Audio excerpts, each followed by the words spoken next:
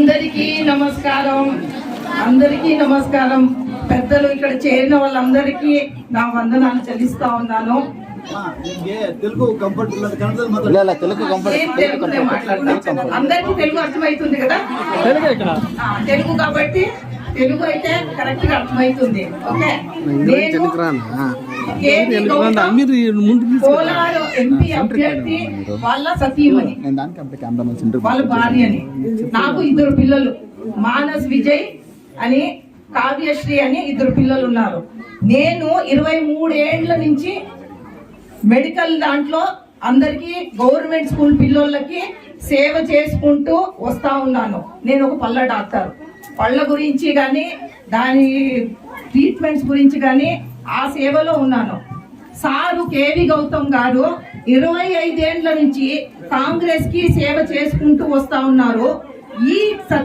ఈ టైము ఆయనకు ఒక ఎంపీ టికెట్ అవకాశము కాంగ్రెస్ ఇచ్చింది.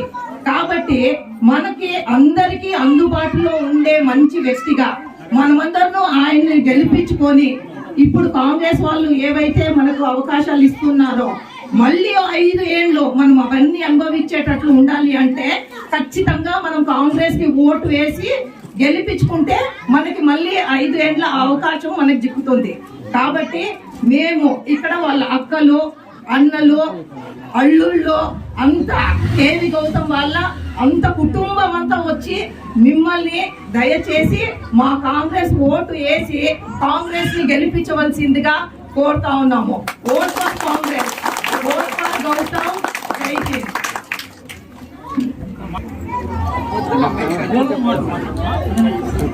సభకు నమస్కారం. అందరూ నన్ను చూసినారు మీరంతాను.